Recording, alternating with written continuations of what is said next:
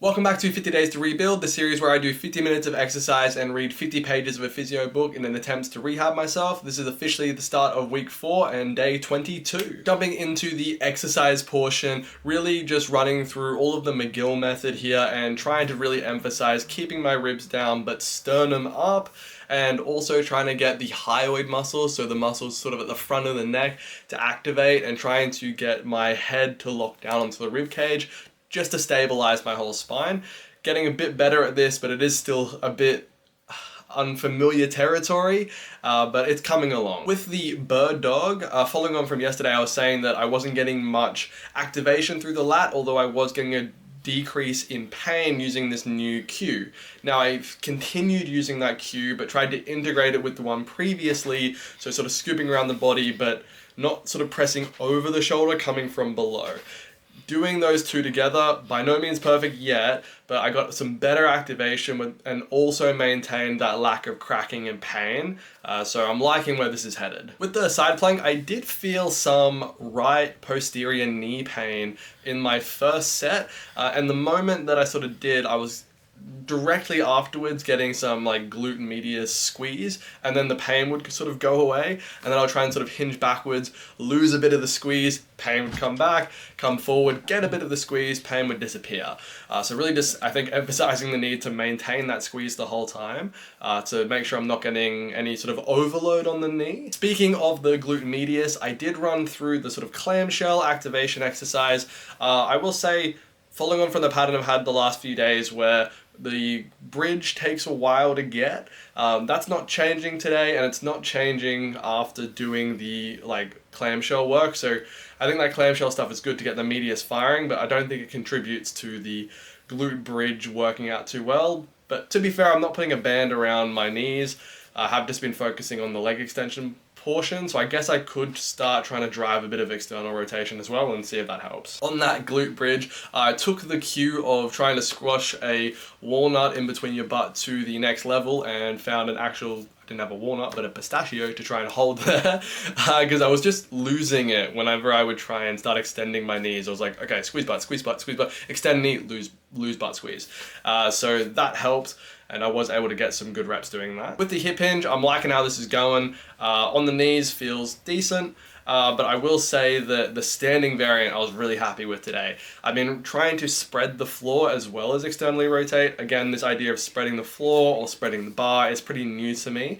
And I've been finding it much easier to have a stable base, which is something that I've always struggled with. I sort of invert as I try and externally rotate, collapse into my lateral foot, and then just sort of lose all tension. This is helping to prevent that, which is so exciting. Like, I've spent years trying to learn how to hip hinge, so this is just sick. And jumping into what I learned today, so again, reading Relax into Stretch by Pavel Sassolin. Really happy to be reading this. He writes so simply and is so well read. Absolutely love that guy. Jumping into the content of the book, he ran through quite a few different techniques for stretching. So starting with just basic relaxing into a stretching position. He said here, we don't want to rush anything. We simply want to spend time in the pose and just lightly relax into the stretch. The key thing here is he's saying that we need to be in a comfy position so we can spend some time there.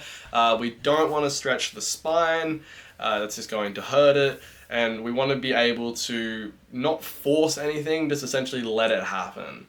Now, he wasn't necessarily against this, but he did say this was a pretty low quality type of stretch and there's some better options available. Much to my satisfaction, he started covering some PNF strategies, which is so cool because that's what I've been reading about. And that's what I was hoping this book would do, to sort of reconcile some of these ideas for me, because I've been finding this stretching space very confusing for many years. So starting with basic contract and relax, he's arguing here that contract and relax is very helpful because it helps get around the stretch reflex, and also that it can help strengthen some of the range, isometrically, so that you feel safer in that range so that you can keep more of it. As he sort of outlined, if you passively stretch, you're basically giving your body a range of motion that your brain and nervous system knows that you don't have control of, so it doesn't want to relent and give you that range.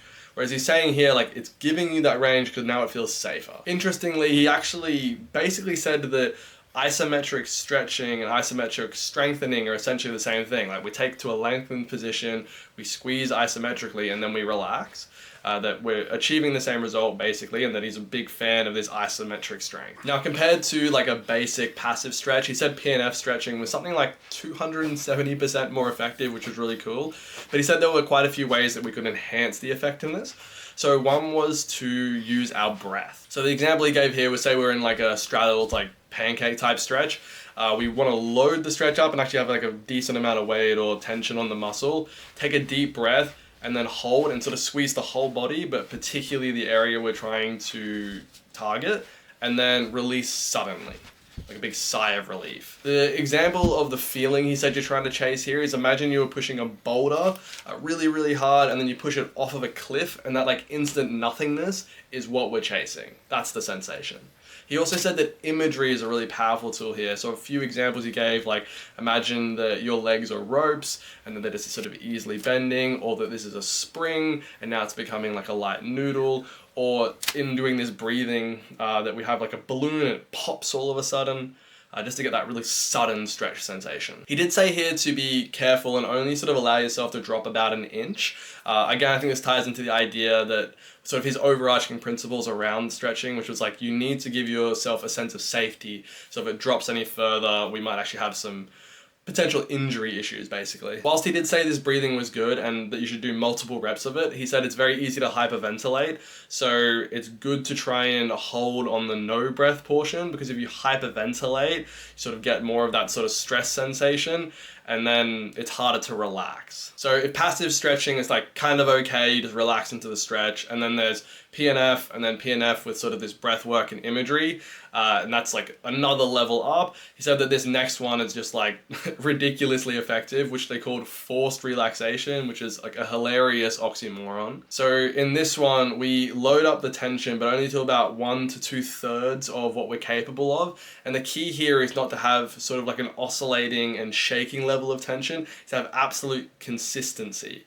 Right, and one way that they said that you need to do this is you're only taking shallow breaths, because the big deep breaths and long exhales, again, will sort of play into that oscillating nature of the tension.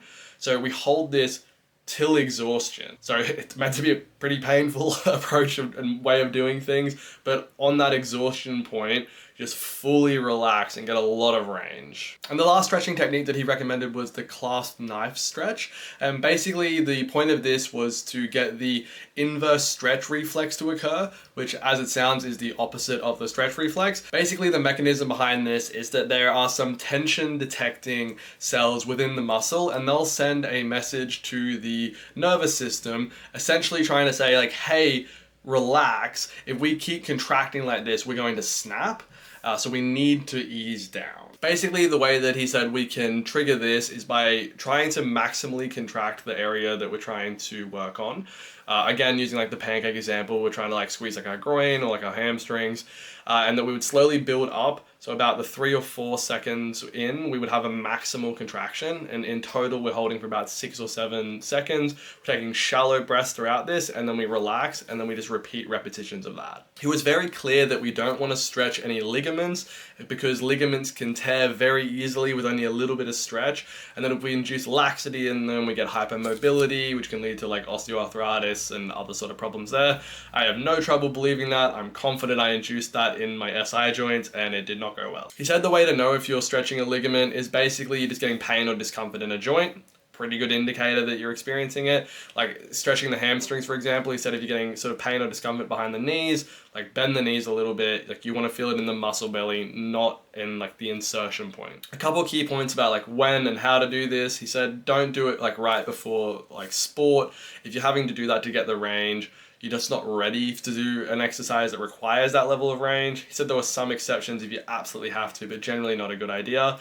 He said trying to stretch after a workout is good, or at some point throughout the day, but trying not to push it all the way like just before bed was a good plan. He also recommended going really easy if you have an injury and you stretch the opposite side. So if I had like a right neck injury and then I really pushed my left side stretch, basically like the right side has to shorten when the left side gets stretched, and then there's going to be like a muscle contraction, like a cramp on the right side. You're going to make things worse. He didn't say not to stretch the other side, just to go kind of conservatively. On that point, he said that you want to try and finish on the tighter side. He didn't explain, but I imagine it's so that if you start on one side, you kind of know what you're capable of, and you put more work into the side that's more injured. Kind of like when you're working out, it's like, don't start with your right arm, start with your left so you know how many reps you can run through. Sort of wrapped up most of the principles of the book, and I started going through some of more of the particular stretches. I'll just run through a couple things here that he said. He said that if you're doing like a hip flexor stretch, you generally want to decompress first, and if you do a hip flexor, make sure you do a groin stretch after.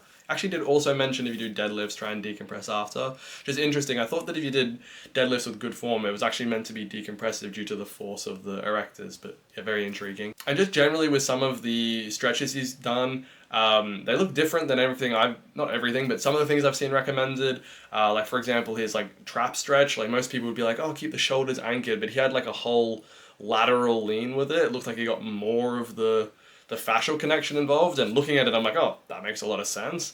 And he also argued that some like weird upper back exercise he had is like, if you just slightly change, or upper back stretch, if you just slightly change some of the angles here, that you can target, like pinpoint anywhere in your upper back. That's something that's very intriguing to me. That's where I feel a lot of my pain. I actually suspect I need to do more chest work, but that's definitely something that I'm going to have a look at. And yeah, that about wraps it up for day 22. I'm excited to be in week 4 and to be reading Pavel. What more could somebody want? Thanks for watching and have a good one. Cheers.